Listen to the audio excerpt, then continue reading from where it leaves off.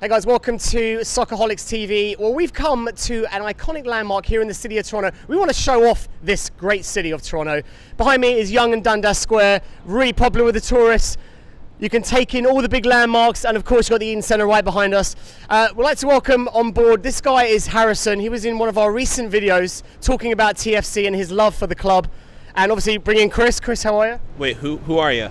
Harry Faulkner, and I'm super excited to be with the guys, make some good videos, and hopefully for a long time to come as well. Glad to be part of the team. Well, let's get talking about sacked managers, guys. Who got sacked this past week? I've been kind of living underneath the rock. Can you guys do a recap for me? Yeah, so obviously English Premier League's well known for, you know, how many games we're in? About 8 and 10 games, and already 3 sacked managers. Frank de Boer from Crystal Palace, Ronald Koeman from Everton, and Craig Shakespeare from Leicester City.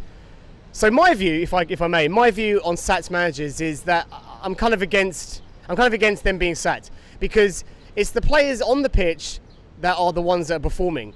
Now, if you are a legendary striker or a great defender and you let an easy goal in, or you can't score one-on-one with the keeper and you're being paid millions and millions of pounds or thousands of pounds, why is that the coach's fault? It should be the players. And that's my view on it, because the players don't get any, they just go, okay, you know, no big deal. Manager goes out, I'm still getting paid all my money once a week, even though I'm failing. And all the fans live up to the expectations of these great players performing week in, week out. So I just don't understand. I mean, I know that you've got a coach and he gives his tactics and training week in, week out. You can't really change a one-on-one situation with a goalkeeper and scoring goals. And if your goalkeeper is letting in goals, it's, you know, what can your coach really say? You have a goalkeeping coach. That's a different part of the team. But that's just my view on it. And, you know, coaches just need more time to perform well, and it's just, they're the scapegoat. That's my opinion. They're the scapegoat, you know, and it should be the players. The players should be getting attacked. They should be getting fined for not performing week in, week out. That's my view. Breathing. Chris, what do you think? That was a very long opinion. I'm gonna keep it short. Look, you're a manager. You're supposed to just manage the team. You're gonna have talent.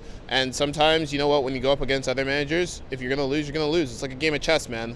It's all about tactics and stuff. And with some of these managers here, especially with the Premier League, a lot of money that actually stay within the Premier League, which can go in the funding for the stadium, reinvestment to the team for strengthening the squad. It all matters. But to be honest, I think Harrison here is going to bring it home with a really solid point. What do you think? Yeah. Well, for me, it's all about keeping your team accountable for wins and losses. If you set the precedent of instilling a culture of success where winning is the only option, then it'll most likely result that winning is gonna follow with that. When you don't win and you don't succeed, it's time to make a change to fulfill what the fans want and to make the players have a fresh, new team. When you start to lose many games, you kind of get into a bad slump. You get into a role where you feel like you're just gonna keep losing. We saw this with Frank de Boer. He didn't last longer than 5 games, I don't believe. So they weren't winning. They were stuck in a slump, and they needed a fresh start. They needed someone else to give them some more life. The players, that is. And for the fans, I think it was what they wanted. For other managers too, Ronald Koeman spent fourth most amount of money in the Premier League this offseason, and is currently right near the drop zone, and is putting Everton in a really bad state for future years. Everton fans wanted him out. They wanted a fresh start, and I think they're going to get it.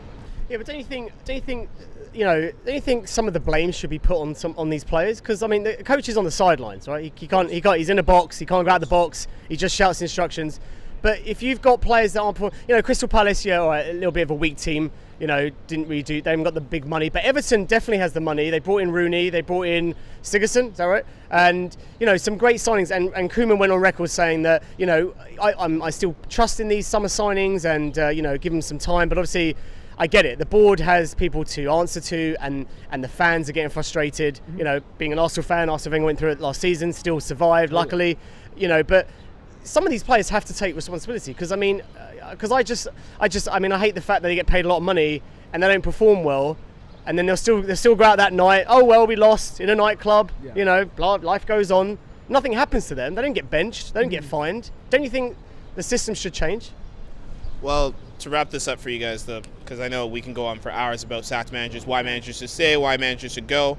The main fact is that, once again, I bring it back to the players. Yes, you said that the players don't, in some cases, they don't get affected by this, but they do. It's the manager's job to motivate these players, to make them into the world top talents that push their teams to titles, to win trophies for the fans and such. And if the manager can't do that at the end of the day, then why are you managing the club? Let's be simple. Look, Koeman, he did some great investments, but he didn't get the right players for the right team. A manager's job is always supposed to have, just like we all want a balanced life, we're supposed to have a balanced team out there. And that team is supposed to outdo the other team. And once again, relating it back to chess, it's a tactical game. If you aren't quicker than your opponent, you're going to lose the game. And that's a fact. And look, all 3 managers that we manage top half sides here. Top half sides that we consider in the Premier League that should be in there. And look, all 3 of those sides, they're kind of hovering in the lower half of the table, relegation side, so they may need to get out.